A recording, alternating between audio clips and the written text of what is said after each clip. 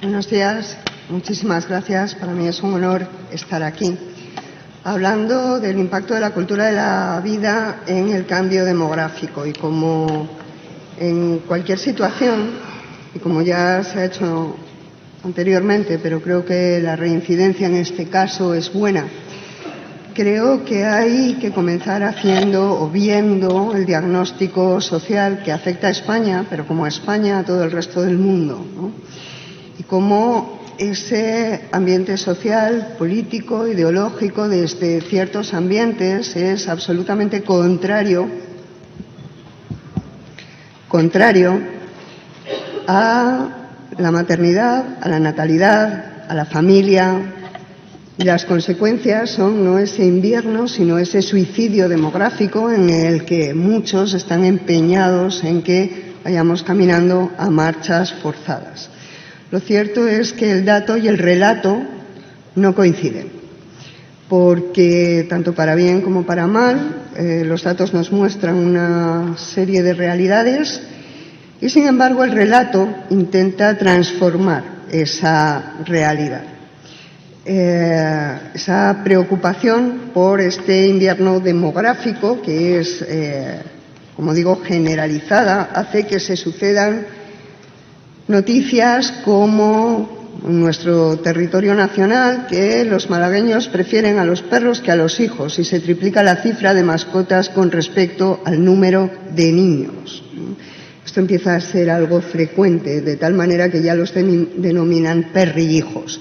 A mí me parecen fenomenales las mascotas, pero no en lugar de o en sustitución de. Al mismo tiempo, los datos son que en España, en el 2023, se alcanza un año más en el número máximo de abortos. En solo un año, 103.000 bebés no pudieron nacer. Pero en España tenemos además una situación particular, que es la reciente, diríamos relativamente reciente, legislación de la eutanasia, que ha hecho que también en 2023 se hayan producido 323 eutanasias, cosa que es muy significativo de ese relato que pretende ser misericordioso y un acto de compasión, cuando en realidad lo que se está haciendo es, para atajar el problema, en lugar de darle solución, lo que hago es eliminar a quien me está produciendo ese problema. Esa es una solución pura y fácticamente económica, aunque se quiera disfrazar con otros tintes mucho más humanitarios, mucho más misericordiosos. Por lo tanto, el dato y el relato no van acordes. Pero también es cierto que, por ejemplo, distintos grupos pro vida muestran cómo su actitud hace que, evidentemente, varíe, apoyado por todo un contexto social, ese ambiente cultural, sociológico, político, ideológico, que sí que quiere estar a favor de la vida. Por ejemplo, la actitud de rezar delante de los abortorios hace que un porcentaje más que significativo deje de acudir a esta realidad, entre otras cosas, porque encuentra una voz amiga, una mano amiga, una alternativa que es absolutamente necesaria para poder cambiar esa decisión previa que se toma, en muchos casos, sin un ambiente de libertad, con distintos tipos de coacciones. Por todo ello, nosotros pensamos que hay que reclamar a los Estados y a la comunidad internacional políticas que protejan y favorezcan el desarrollo de la familia. Y hablamos de familia en cuanto que es capaz de transformar esa cultura y porque es el lugar propio de acogida y de cuidado de la vida. De hecho, las políticas familiares y las políticas de alto impacto familiar, si buscan el bien común, deben proteger y promocionar a la familia en un mundo en el que los efectos de su devaluación se muestran lógicamente desastrosos para el hombre y para la sociedad entera. Hay que recalcar, frente a distintas teorías, que no se puede hablar Y no puede haber una defensa del ser humano ni de la creación si no se defiende la vida frente a todas estas ideologías que nos hablan del cuidado de la creación, que por supuesto es necesario. Hay que tener en cuenta que quien cuida la creación es el hombre, y o fomentamos antes una cultura de la vida, un respeto por la vida del que no ha nacido, del que está desarrollando esa vida, del que está en las últimas fases de la misma, o si no, es imposible que cuidemos nada. Con lo cual, esa dicotomía entre un relato y otro, eso que hemos oído todos de no tendrás nada y serás feliz, que no es cierto, porque el hombre necesita vínculos, necesita arraigo, necesita raíces, necesita estar cuidado y protegido, necesita saber que puede volver a casa y que ahí siempre es acogido.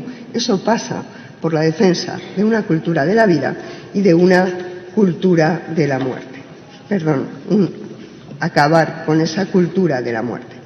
De la misma manera, no se puede promover una legislación que acabe con la vida, con el argumento falaz y mentiroso de estar prácticamente realizando, como decíamos, un ejercicio misericordioso. Es en el seno de la familia, es el lugar de acogida y de entrega, donde se aprende de manera natural el cuidado de los demás y también el cuidado de la sociedad en su conjunto. Es cierto que en el caso del territorio español, a pesar de toda la legislación contraria, que no es solo la legislación del aborto, de la eutanasia, sino legislaciones de alto impacto familiar, podemos ver distintas iniciativas que intentan paliar esta cuestión, aunque fundamentalmente se encuentran centradas en la maternidad y la natalidad.